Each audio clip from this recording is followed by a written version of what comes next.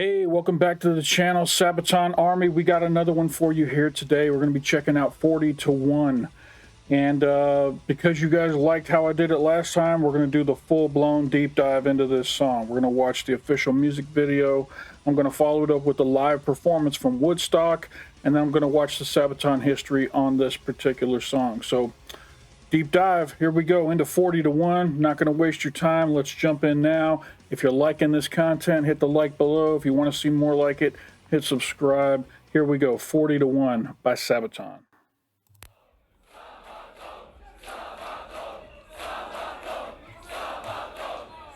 We're gonna give you 40 to 1!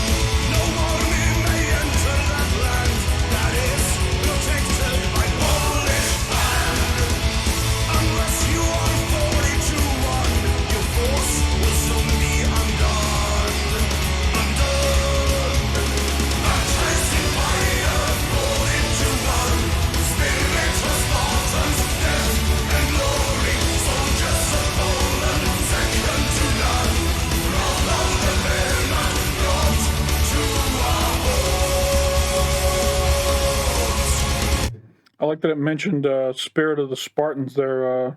Obviously, the Spartans are well known for their standoff against the Persians at the, they call that the Gates of Hell or whatever it was, the 300 against the entire Persian army. And obviously, if this is a 40 to 1 ratio of soldiers to attackers, lines up pretty good. Similar circumstance. The 8th of September it starts, the rage of the Reich. A barrage of mortars and guns stand fast, the bunkers will hold. The captain has pledged his life, I'll face my fate here.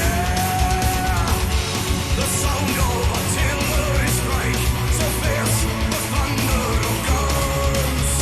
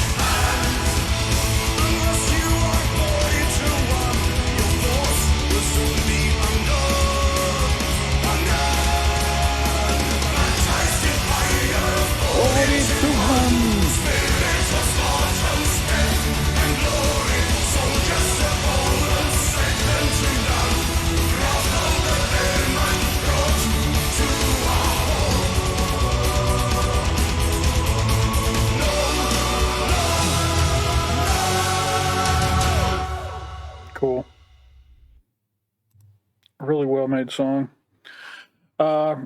This is I can tell right now it's going to be a story I've never heard of before, but it's going to be very important to the Polish people of, you know, how important this particular standoff was.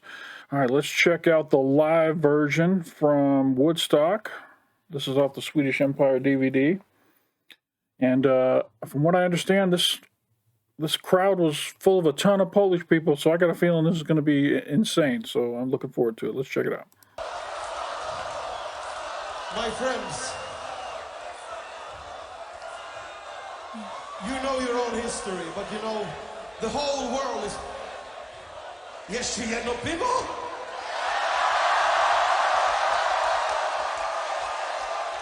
Okay, I will drink once more with you, but I'm not gonna finish it, because then I will be like that all the show. That's no good.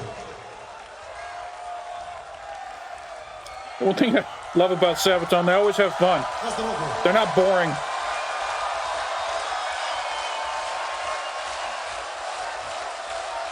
Wow, look at that crowd. Wow. Now, my friends, you know this history, but the whole world is watching us tonight. Over 70 years ago, just over 70 years ago, on the 8th of September,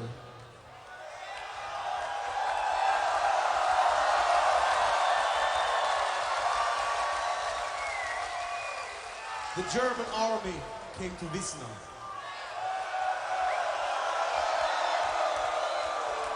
They were led by Captain Władysław Raginis. They were less than 1,000 Polish soldiers. There were over 40,000 German soldiers. They held them for 3 days. And they were outnumbered 40 to 1.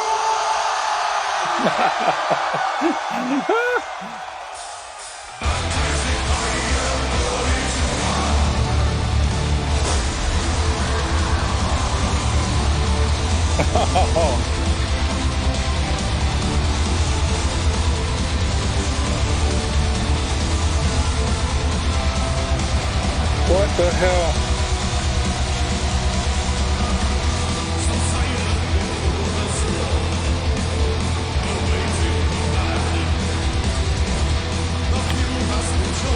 Oh wow. So is that gotta be the Polish flag, right? I don't know my flags. I'm not up on all my flags, but I'm guessing that's the Polish flag. That's super cool that they got a giant Polish flag for this performance, but I wonder how the folks that were underneath the flag felt. Were they happy that they were underneath the flag, or were they like, oh, this is like the song I've been waiting for, and now I can't see the stage because I'm under this flag? I don't know. If anybody was at this concert, let me know in the comments.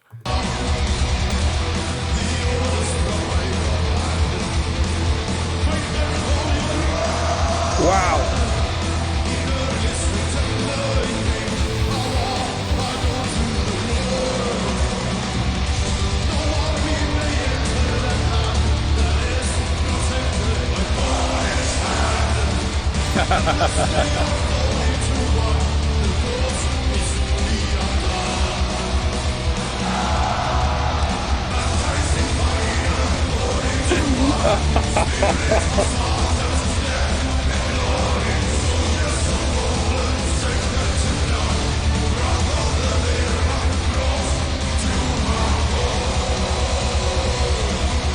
Looks like a damn party going on up underneath that flag. I guess I know my answer.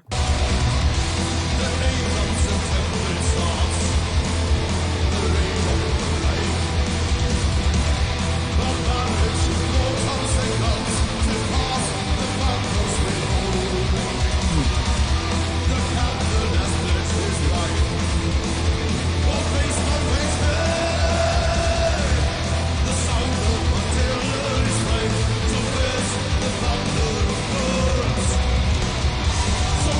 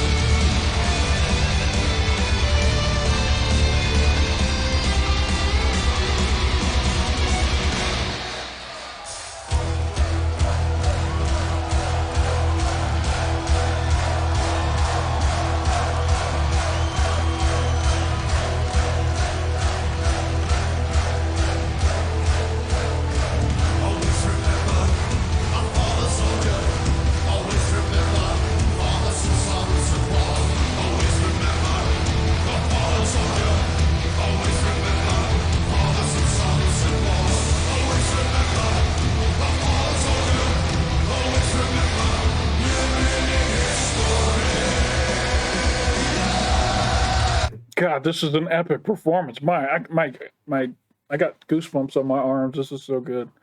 Wow. Whoever requested and made sure that I was watching the Woodstock version, thank you.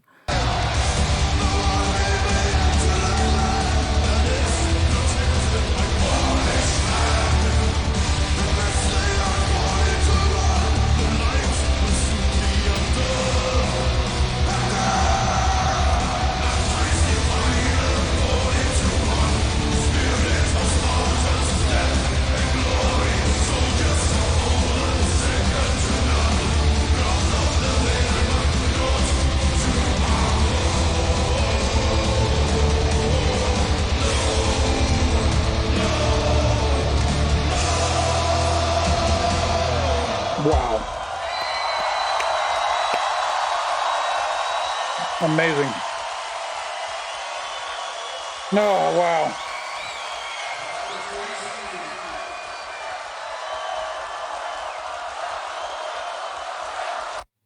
So good.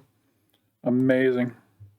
All right, I'm going to jump into the history lesson here. If those of you don't want to stick around for the history, appreciate you stopping by. Don't forget to come on back. But the rest of you, we're going to see what the 40 to 1 is all about, learn all the backstory, and make sure we leave this video a lot smarter than we were when we came in. So here we are. This is Sabaton history, Battle of Wizna, 40 to 1. I'm Indy Nidell. I'm Par from Sabaton, and this is Sabaton history.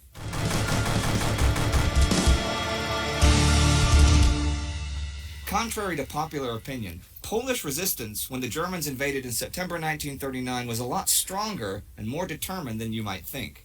Our song 40 to 1, that song that made Sabaton popular in Poland, is just about that.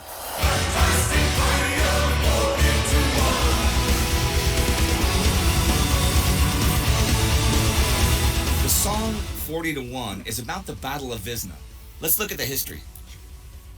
How a small detachment of around 720 Polish infantrymen held off more than 40,000 German soldiers for over 3 days. A story that has even entered Polish lore as the Polish Thermopylae, Polskie Thermopylae. Okay, September 19... Okay, Thermopylae, yeah, that's the gates of Thermopylae for the movie 300, the story of the Spartan army taking on the Persians. That's what I was thinking of, the gates of Thermopylae. 1939. The German invasion of Poland has begun. So silent before the storm, awaiting command. A few has been chosen to stand as one outnumbered by far. The orders from high command. Fight back, hold your ground. In early September it came, a war unknown to the world. Now, Poland will soon also be invaded by the Soviet Union, and within 6 weeks will be divided by those two great powers. But we're still in the first week of the German invasion. On the 7th, the 19th Army Corps of Heeresgruppe Nord, part of the German 3rd Army under General Heinz Guderian, was quickly advancing to try and cross the river Biebrze, a tributary of the river Narew, east of the town of Wizna. By doing so, it would be able to encircle the Polish Narew Corps and then close in on Warsaw from the northeast. Now, the Polish army had begun building defense works around the strategic crossing where the Biebrze and Narew meet since early 1939, when the possibility of war began really looming. The crossing is surrounded by swamps and bogs, so a system of echelon bunkers and pillboxes on the hills overlooking the rivers would be a serious threat to any army trying to make a crossing. Thing is, as the German Panzer Corps approached, the defense works were not completed. Only 12 major bunkers were battle ready, and there were a few machine gun pillboxes spread out over 2 actual lines of defense. The big flaw, though, was that the system did not have any larger anti-tank guns or mortars, and with a force of 350 tanks approaching, this flaw was now a major problem. The Polish defenders, commanded by Captain Władysław Raginis, had quickly thrown up some anti-tank obstacles, prepared the forward approach with trenches and barbed wire, and mined the riverbanks. Raginis himself had chosen the bunker in the middle as his command post, but, you know, he must have known that with only 6 7.6 guns a few dozen machine guns, and only a pair of anti-tank rifles, he could not hope to hold out forever. But as German planes dropped propaganda leaflets from the skies urging the Poles to surrender, Raginis vowed that he would, in fact, die trying. The 8th of September it starts, the rage of the Reich. A barrage of mortars and guns stand fast, the bunkers will hold. The captain has pledged his life, I'll face my fate here. The sound of artillery strike, so fierce the thunder of guns. The first skirmish between German and Polish recon units was fought for the village of Wizna on the 7th, but the Poles gave up what was an undefendable village without serious resistance. So already at the beginning of the action, it looks like the Poles have been routed. But they haven't given up, and they have not fled. They have retreated back over the river into the safety of their bunkers. The Germans pursued them, but Polish engineers blew the bridges to stop them. The battle had begun. German heavy artillery was brought up and pounded the Polish positions throughout the remainder of the day. The Polish artillery was no match for this and was forced to withdraw, but the Polish bunkers held. Stuka bombardments from the air also failed to break them, since the walls of those bunkers were over 1.5 meters thick and reinforced with steel plates. German assault troops came next, attacking over the next 2 days, but as soon as they crossed the river, they were hit by machine gun fire from the forward Polish pillboxes. Suffering heavy casualties, they were forced to retreat time and again. However, the evening of the 8th, as German tanks began to cross, and with no adequate measures to deal with them and overall limited ammunition, the Polish infantry withdrew from their forward lines near the river to the safety of the bunkers. The German tanks rolled over and through those lines, but their guns could not penetrate the bunkers, nor could they provide enough cover for the infantry to follow. It was a somewhat bizarre stalemate. Yet, without help from any reinforcements or any real anti-tank capability, the Polish soldiers were now trapped. Baptised in fire, falling to one, spirits of Spartans, death and glory, soldiers of Poland, second to none, brought under their might, brought to our bones. Another flaw in the bunker system now became apparent. The major bunkers were sometimes too far away from each other to provide adequate support and could not cover each other's blind spots. So it turned out that the Germans were able to attack and isolate them one after the other. The first bunkers to fall were the ones just across the Narev River. Concentrated heavy artillery bombardment and advancing tanks forced the defenders to flee or else be completely encircled. The other bunkers held out until the 10th. But in the early morning that day, after 3 days of holding off 40-to-1 odds, the Poles faced defeat, as small platoons of German combat engineers could finally take out the damaged bunkers with explosives, with tanks providing covering fire. One after the other was destroyed, and the Germans closed in on Captain Raginis' command center. By this time, most of his company was reportedly either dead or wounded, and the ammunition was nearly finished.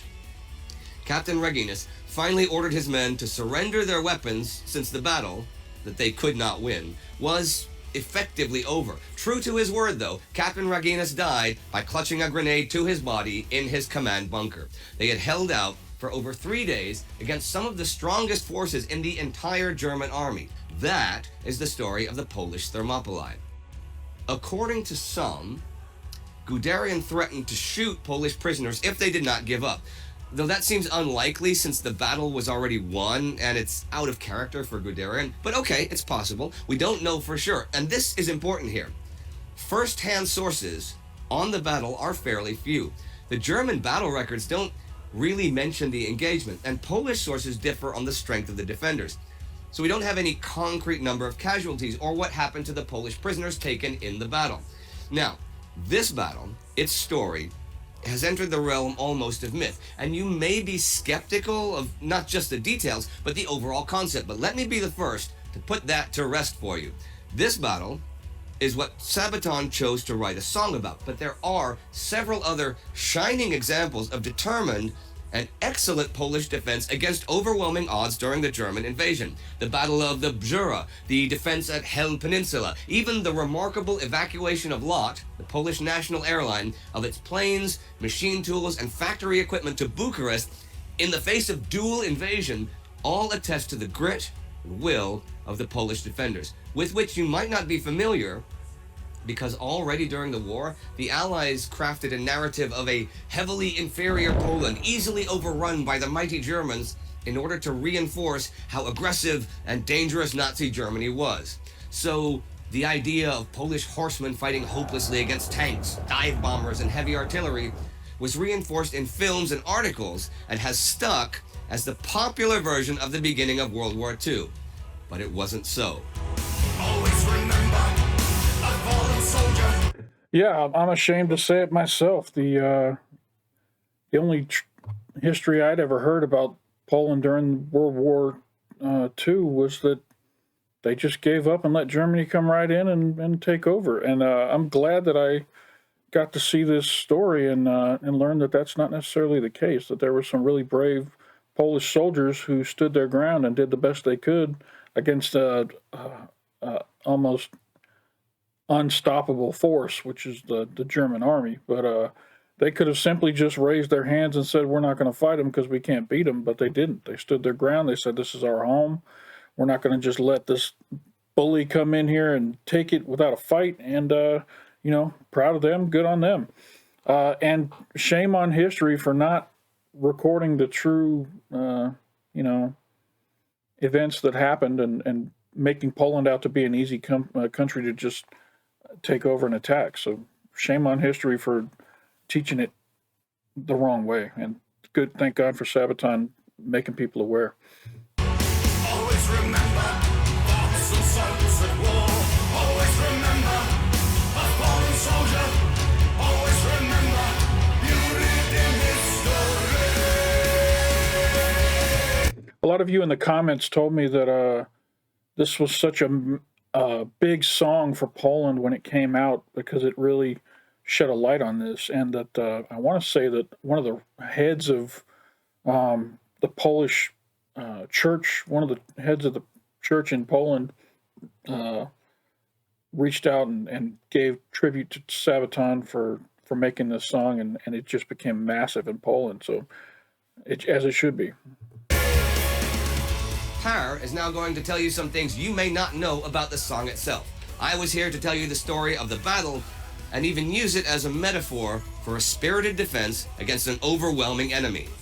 Well, two enemies as it turned out. And just a note here, after the invasion of Poland, and even with the speed of its success, Adolf Hitler's generals warned him time and again to wait before attacking in Western Europe, which he originally planned to do already in October 1939, because the strong Polish defense had shown them their own weaknesses, and they did not think that they were yet strong enough to win. Now, you said that this was the song that really made you famous in Poland. How did that happen? Was it planned or just one of those things? Oh, no. It was not planned at all. So we were sitting in the backstage area at the Sweden Rock Festival in our tour bus, Right. watching internet, there was something going on, so much attention towards a fan-created video on YouTube, which suddenly gained a lot of views and A comments. fan-created Sabaton video. Yes, So you had nothing to do with this. we didn't have anything to do with this video, and it became wildly popular in a short period of time. By then, this is in 2008, you have different charts on YouTube. You have Right. historical, political, musical charts on YouTube. And we were top charting on all of them. In the world. Yes. And it was 40-1. It was a Polish guy that made this video. Yes. So what happened? Did you were number one for weeks or? No, it was just for a few days before this was taken off. There was a copyright infringement and the video was taken down and blocked after a few days. Right. However, it reached around to a lot of fans all across the country of Poland, Yeah. including it reached to a descendant of the captain that we sing about in the song. Right. Wow. And this guy was a filmmaker, contacting us, wanted to do an official music video for the song 40-1. Right. So we went down to Poland to where the battle actually took place, Right. to Wizna, where we filmed some footage when we were walking around in the battlefield, in the scenery, and we also played a concert in Gdansk where we used live footage to cut this together to an official music video. Wow. Okay. And now by this time, because of the video and stuff, was there like a big Sabaton hype in Poland? I mean, what happened there? Well, suddenly Sabaton got a very big hype inside of Poland. But was it just among like the Polish kids, or was it like across Polish society? Or... I think it was all across the society. Okay. And it was mainly a lot of the older generation who find this very interesting. Because this was a story who could unite the Polish people. Students wanted to read about this and not about the propaganda that was written in the history books that they grew up reading about. Then did you continue doing like bigger tours of Poland, or?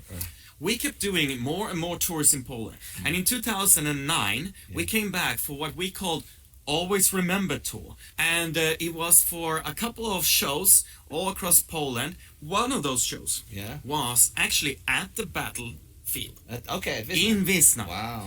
Actually 70 years to the hour after the battle. Right. And the opening act was a full reenactment of the battle, including mortar attacks and tanks and soldiers and planes, and it was a very, very intense opening ceremony. So the whole battle, they did the...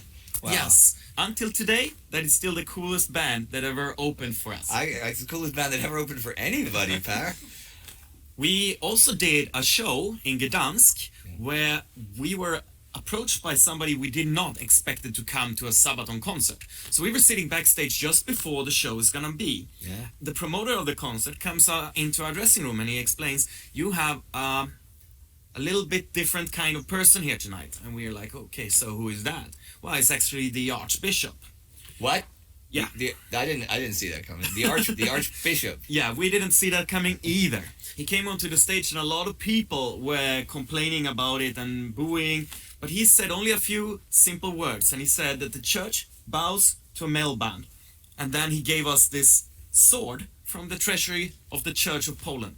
That is so cool. And just think how that is when a song, a person or a people or a nation can take a song to heart and make it so important to their lives like that. That's got to feel really good.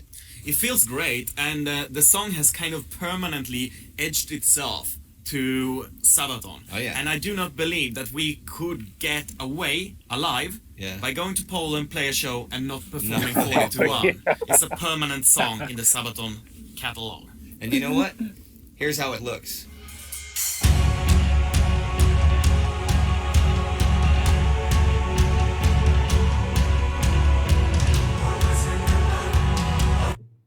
Are we watching the whole music video again?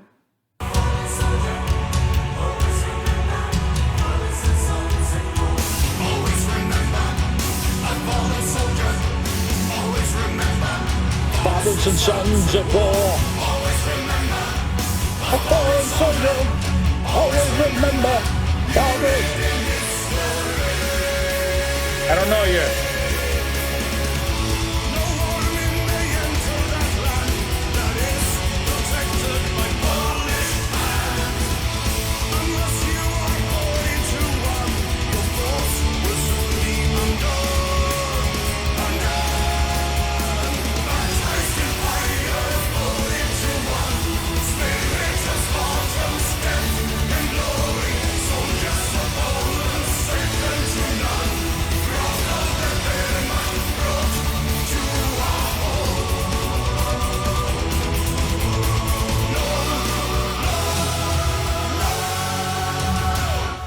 Alright everyone, here's the deal. Subscribe to Sabaton History, but also the regular Sabaton channel. And don't forget to check out World War II and the Time Ghost channel.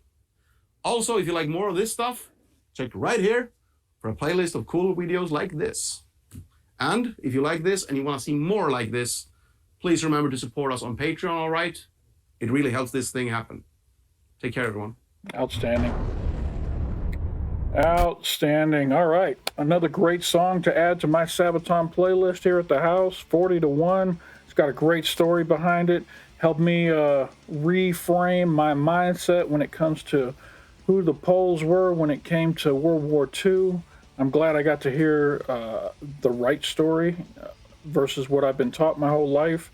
And thank you, Sabaton, for bringing it to light and letting the people of Poland have a little bit of pride and you know, be able to have something they could be happy about and not be looked down upon by other people like they have in the past. So shout out to Sabaton. Thank you all for tuning in. I hope you liked this video. If you did, hit that like button below. I'm going to be doing a lot more Sabaton on this channel. I looked at my list. I've got 98 songs lined up on my Sabaton reaction list right now. So it's going to be Sabaton on this channel for a while. We're doing lots of other stuff as well, but at least twice a week I'll be dropping Sabaton content. I got a Patreon channel where everything goes up early. If you want to help support my channel, you can also support my Patreon as well. And anytime I get something done editing, it goes straight onto that Patreon, so you can get it up to 7 to 14 days early over there. I also got patron-only, you know, videos, that kind of stuff on that channel. So hey, subscribe to the channel, hit the notification bell. You'll be told anytime I drop some new content. And this one was great. I really enjoyed this one. And 40 to 1 is going onto the list as soon as I hit stop on this video. So that's all I got for today. Appreciate y'all stopping by, and don't forget to come on back.